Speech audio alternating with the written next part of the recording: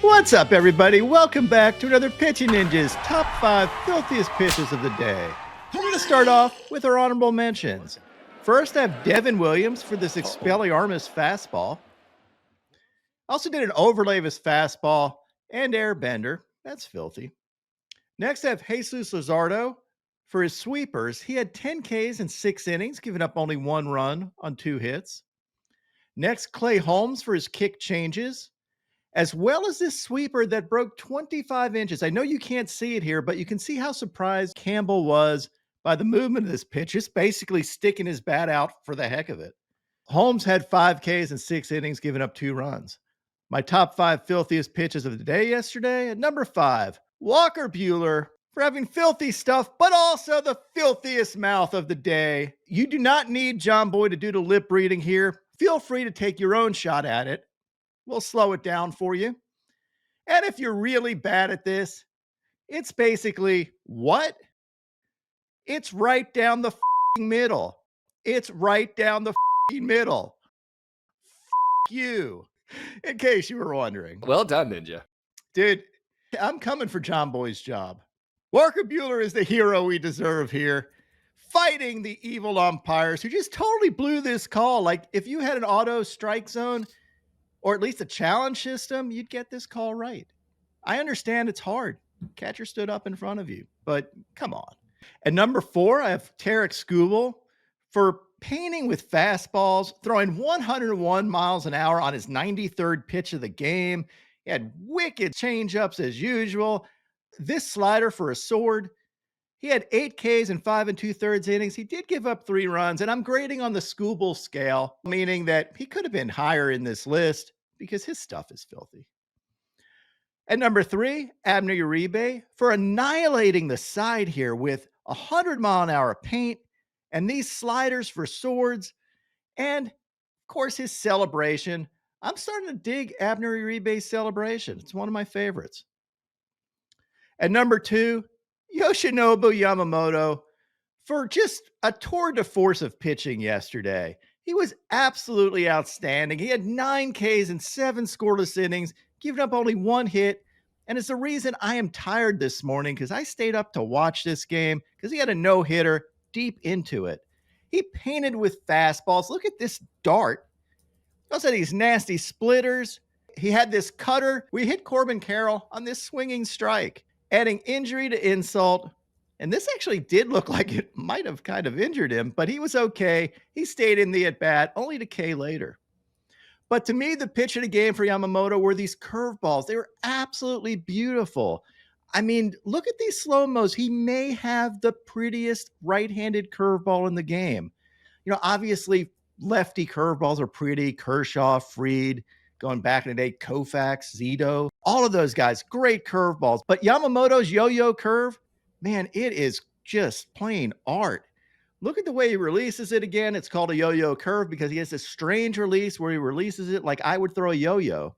This thing also breaks up to 15 inches horizontally. I know it doesn't look like it, but in this home plate view, you can kind of see how much horizontal break this has.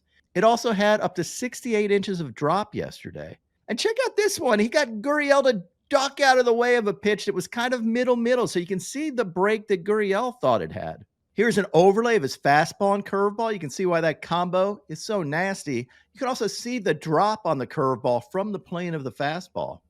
Again, just beautiful pitching from Yoshinobu Yamamoto. This is an absolute ace performance. Where is he in the Cy Young race, Will? I don't even know. Ninja, he is a plus 330 second, right behind our boy Paul Skeens at plus 220. Talking about beautiful curveballs, did a side-by-side with Clayton Kershaw, Yoshinobu Yamamoto, and there's their curveballs right on the same screen. The wonders of technology.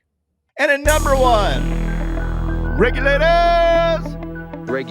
Warren the G, Will Warren, for this ridiculous performance yesterday. 10 strikeouts in 5 2/3 scoreless innings, giving up only 5 hits and 1 walk.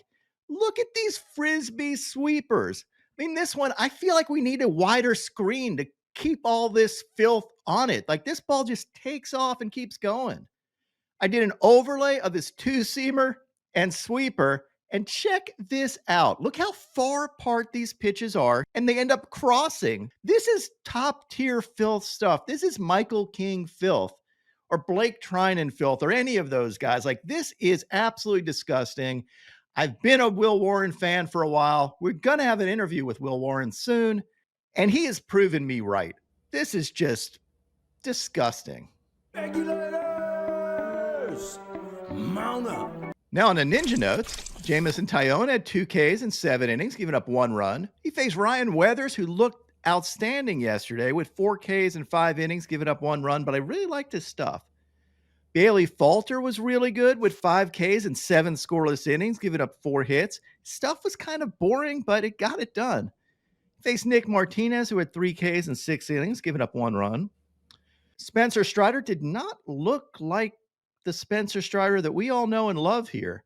He had 3 Ks and 4 1/3 innings, giving up 6 hits, 1 walk, and 4 runs. Just not a good outing for Strider, but he'll figure it out. Brandon Walter had 5 Ks and 5 scoreless innings. He faced Zach Littell, who had 6 Ks and 5 innings, giving up 2 runs. Chris Bassett had 6 Ks and 6 scoreless innings. Can I help you, Mr. Tatis? No, thanks. I'm just looking. Turned him into a window shopper. Logan Henderson had 7 Ks and 5 scoreless innings, giving up 2 hits. Adrian Hauser had 2 Ks and 6 scoreless innings, giving up 2 hits. Michael Lorenzen had this evil 2-seamer and picked up 5 Ks and 4 2/3 innings, giving up 2 earned runs. Faced Mr. Tambourine Man, Hayden Birdsong, who had 4 Ks and 5 innings, giving up no earned runs. And lastly, Gunnar Hoagland. Didn't have great results, but I thought his stuff looked really good. These changeups, totally filth.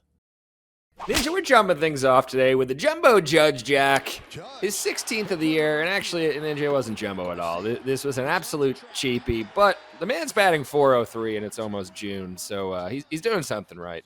He's now 1 homer behind Shohei, and this man, the Schwarbarian, who for the 2nd day in a row drops an enormous Schwar bomb on the Rocky Mountains. This one over 430 also. Schwarber and Coors Field are just not a good match for pitchers, Ninja. Then we're going over to LA where Gabe Moreno ties it up in the 9th. This was an absolutely enormous dong at the time, but the D-backs did go on to lose this game in extras. But the dong of the day goes to Yohan Moncada with this game-tying nuke in the 5th. Angels go on to win this game, but he bashes it into the night in Sacktown. 439 for the long dong of the day. And sometimes you just like to see a ball hit into the trees. It reminds me of my glory days. Since the Athletics play in a minor league park, we get to enjoy a couple of these if you hit them long enough. And Moncada, you got the dong of the day, bud. And now my pitching ninja moment of Zen. Check out this disgusting stuff from Anthony Pinchton. These 9 a.m. college baseball games, way too early for college students. He actually did recover and pitched well for the rest of the outing and actually got a K after he puked. Maybe he should make this a regular occurrence. No, Ninja, regular illness, or do you think he had a couple cold cruisers the night before? You know, I'm not going to say. I'll DM him and ask him for the real truth. It could be, honestly, the continental breakfast at some of these hotels they stay at. Of course. Yeah, I mean, I've been there. Have the scars to prove it. My picks of the day today are a 3-leg parlay. I'm going to start out with A.J. Smith-Shawver for 5 Ks or more, then take Shane Smith for 5 Ks or more, and top it off with Jacob deGrom for 6 Ks or more. What would your picks of the day be?